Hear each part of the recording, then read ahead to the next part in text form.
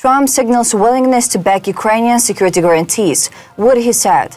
Donald Trump still unsure if US will join Paris talks with Ukraine, and how Erdogan may meet with Vladimir Putin in Turkmenistan. Daily News next. US President Donald Trump stated that he is ready to help Ukraine with security guarantees, as this is a necessary factor for implementing a peace agreement, according to a White House broadcast. During a conversation with the press, journalists recalled that in July, Trump pledged to Europe that the US would take part in a peacekeeping contingent if a peace agreement were reached. You mentioned, I think, air support, intelligence, and so forth. Does that commitment still stand? Is the US ready to contribute to this? The US president's response was positive. This is called the security agreement, basically, that they call the security agreement. Yeah, we would help. We would help with security because it's, I think, a necessary factor in getting it done.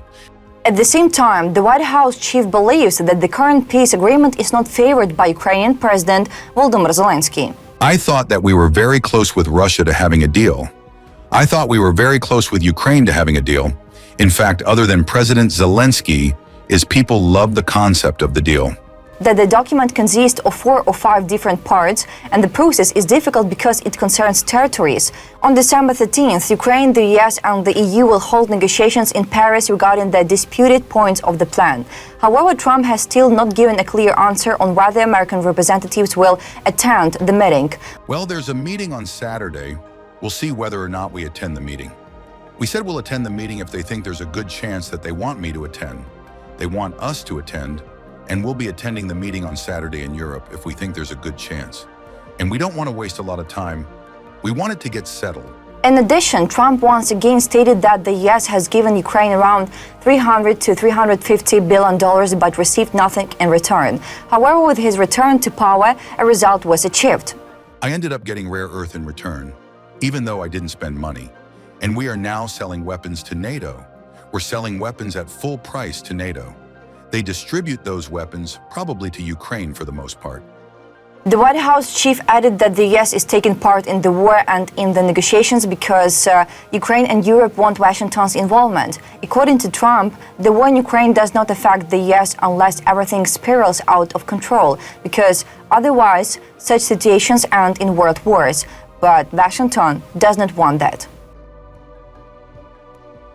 On Thursday, the 11th of December, ambassadors of European countries approved a change in the rules that makes it easier to extend the freezing of Russian assets, according to journalist Rikard Jozwiak on Twitter.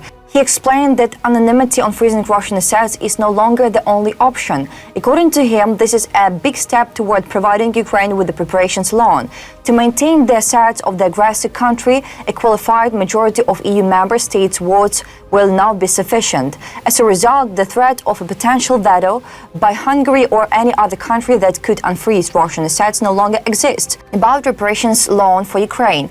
Recently, the European Commission proposed providing Ukraine with a reparations loan of 140 billion euros, expected to be secured using Russian assets frozen by the EU in connection with the full-scale invasion of Ukraine. However, for Kyiv to receive such a reparations loan, the consent of all EU member states is required.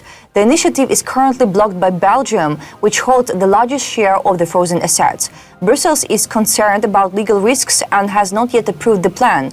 The European Commission has stated that it has already addressed nearly of Belgium's concerns and has prepared an updated proposal. On the 8th of December, a joint statement by the finance ministers of the G7 countries was published, noting that the bloc is ready to consider the possibility of confiscating all frozen Russian assets to help achieve a fair peace in Ukraine. Earlier, Politico reported that Japan had refused to support the EU's initiative to use frozen Russian assets for Ukrainians' benefit.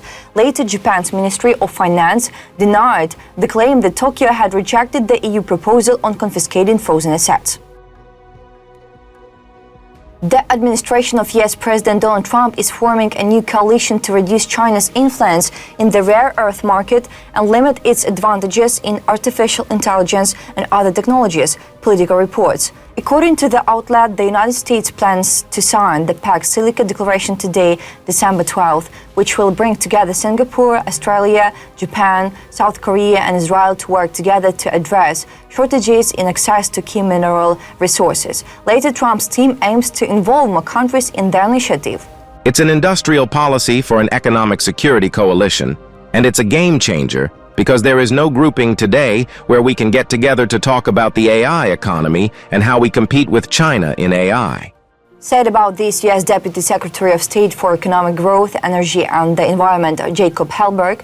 He also stated that the coalition is intended to effectively block China's Belt and Road Initiative by depriving China of the ability to buy ports, major highways, transportation, and logistics corridors. The signing of the declaration will mark the start of the one-day Pax-Silica Summit, which representatives from the EU, Canada, the Netherlands, and the UAE will also attend. During the meeting, cooperation in mineral extraction, processing, and logistics is expected to be discussed. Turkish President Recep Tayyip Erdogan may meet with Kremlin dictator Vladimir Putin as early as today in Turkmenistan, according to CNN Turk. On the 11th and the 12th of December, Erdogan is in Ashgabat to take part in the International Forum on Peace and Security. The event was organized to mark the 30th anniversary of Turkmenistan's Declaration of Permanent Neutrality, Communication Director Burhanettin Duran said. Our president will visit Turkmenistan on the 11th to the 12th of December 2025 to participate in the International Forum on Peace and Security, which will be dedicated to the 30th anniversary of Turkmenistan's permanent neutrality and the UN General Assembly's proclamation of 2025 as the International Year of Peace and Security. On Thursday, the Kremlin also made a statement saying that Putin intends to meet with Erdogan in Turkmenistan. CNN notes that the last meeting between Putin and Erdogan took place in early September in China on the sidelines of the Shanghai Cooperation Organization Summit. That's all for today. Thanks for watching this video. Support Ukraine, like and subscribe.